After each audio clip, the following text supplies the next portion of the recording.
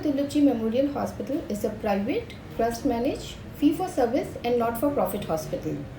As a hospital, we know that good nutrition is an integral component of patient care. Safe and healthy nutrition plays a big role in disease prevention, recovery from illness, and ongoing good health. So it has always been our priority to provide safe and healthy nutrition to all our patients, to their attendants and our staff. And we have laid down policies and protocols to do the same in compliance with NABH accreditation.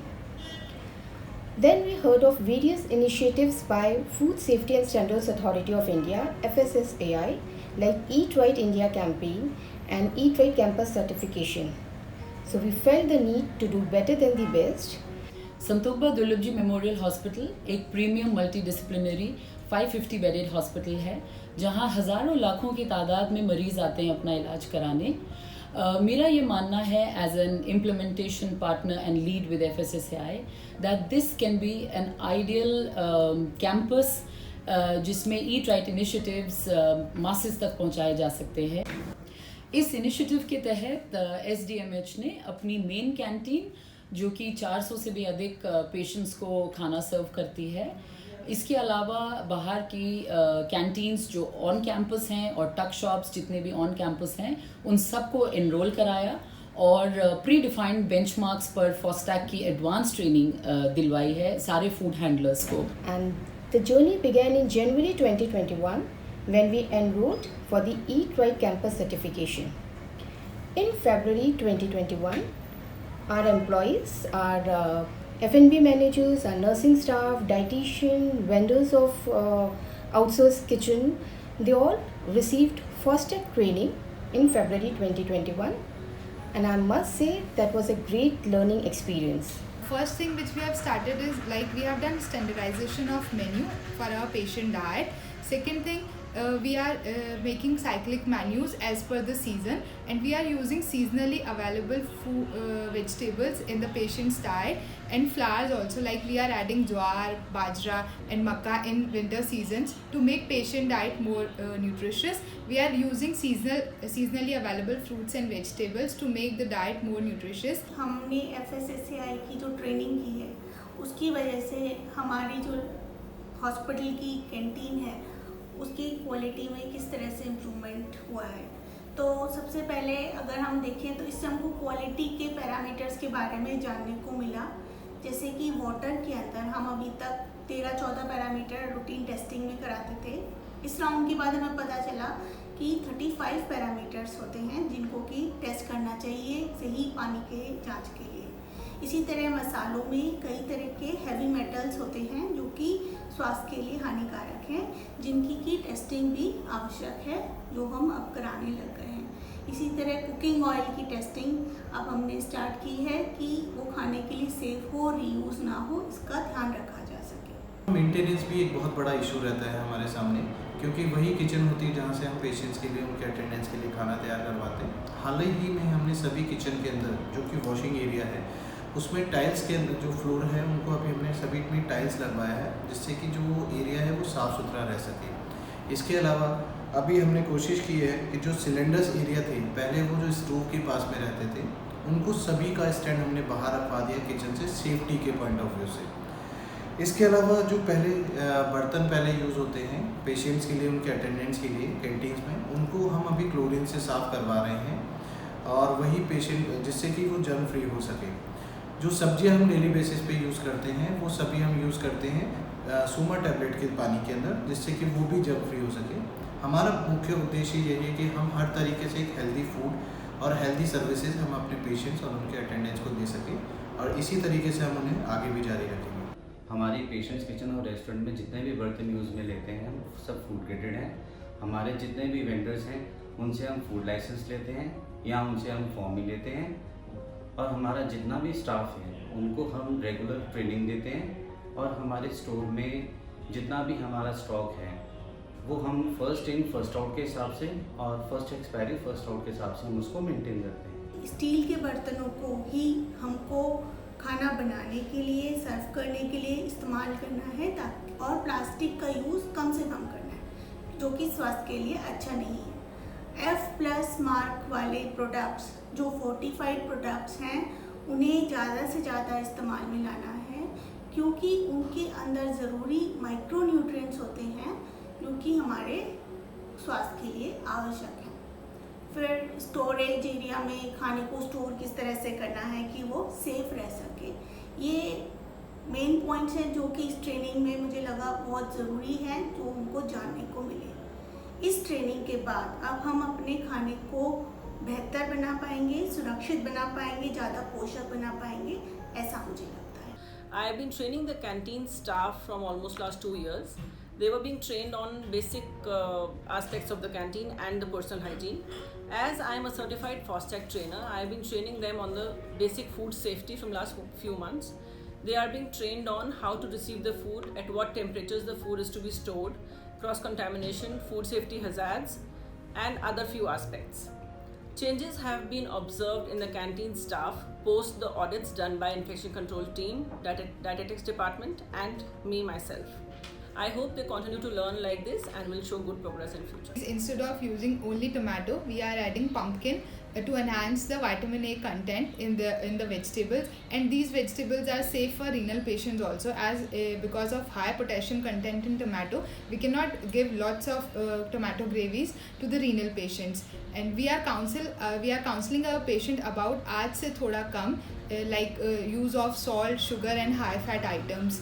We are suggesting them to exclude all the processed food and packed items from their diet, and asking them to use fresh and locally available food items to enhance their diet and to make their diet more nutritious. As the patient food is low in salt, to enhance the taste of food, we are using some herbs and spices like oregano, black pepper, ajwain, amchur powder, lemon powder and kasuri methi, so that we can enhance the taste. FOSTAC training के बाद हमने regular audits and surveillance को और improvise किया, और ये training ऐसा था जिसमें हमने पेशेंट्स का diet as well as the diet of the attendants का इन्हांस किया। पेशेंट के जो एक्सपीरियंसेस थे वो और इम्प्रोवाइज हुए। हमने माइन्यूट डिटेल्स पे वर्कआउट किया। So we are very proud to be a part of E-Track campus. हम FSSAI के द्वारा जो भी गाइडलाइंस है एलर्जेंस के लिए जो भी गाइडलाइंस दी गई है या उससे संबंधित कई चीज़ें हमारी गाइडलाइंस हैं उनका हम पालन करते हैं, और एलर्जन से स्पेशली एलर्जन में हम विशेष ध्यान रखते हैं। इनको फूड को कैटेगराइज करके रखते हैं।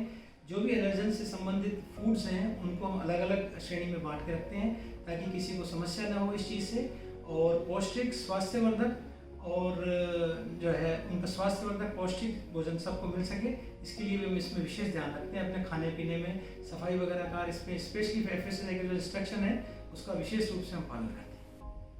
To comply with FSSAI recommendations, we have started working on 4 parameters: eat safe, eat healthy, eat sustainable, and building awareness. For the eat safe part, we enhanced the training for our food handlers on allergens and other safety parameters. Then food testing has become very stringent. More parameters have been incorporated for water testing. We did certain modifications in the kitchen infrastructure to enhance the cleanliness and hygiene and safety parameters along the entire food chain. That includes workers and working spaces. For the eat healthy part, this local and seasonal food is being encouraged, and low fat, low salt and low sugar preparations are being prompted. Fortified food has been introduced. For eat sustainable, which is a very important aspect, I will here mention about a mass kitchen, which is a unit of our main kitchen. The main aim of this kitchen is to provide food at subsidized cost to the attendants. But another very important role that it plays is the surplus food in the main kitchens is being utilized here. Thus, there is no food wastage. Then for water conservation, we reuse STP water, and rainwater harvesting is also being done. Plastic use has been completely done away with. Building awareness. The hospital runs a very robust outreach program. One of the main component of outreach program is creating awareness on different health issues. And we have been conducting talks on good nutrition in various schools, colleges, clubs, and we try to update the information of general public on healthy diets. जो food handlers हैं उनको best practices इन food safety measures के adoption के लिए training दी गई है. आप देखेंगे कि हर एक फूड हैंडलर एक बहुत स्मार्ट सा बैज स्पोर्ट करता है जिस पे लिखा है that I am trained in handling food allergens. Dietetics department पूरी तरह से फुल फोर्स से जुटा और उन्होंने काफ़ी कुछ अनहेल्दी फूड चॉइसेस को लिमिट किया.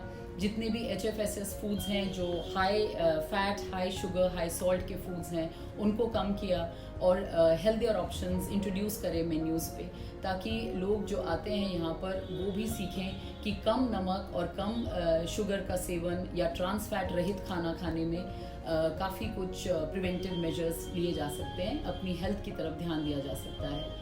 बहुत ही स्वीट से कैंपस पे पोस्टर्स लगे हैं जैसे कि to limit their sugar consumption.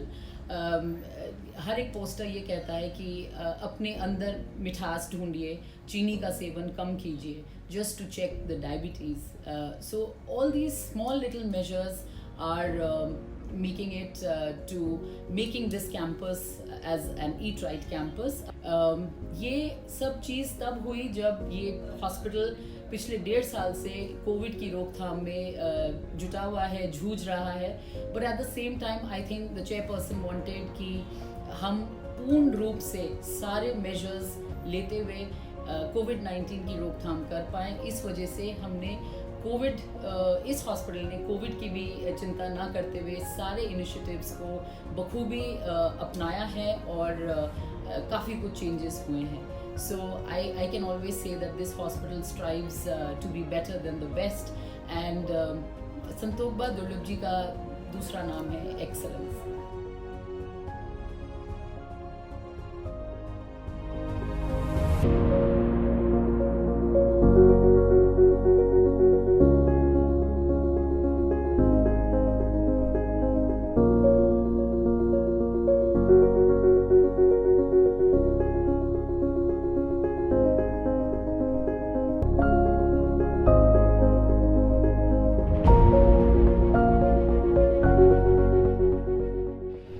Proud to be a part of Eat Right campus.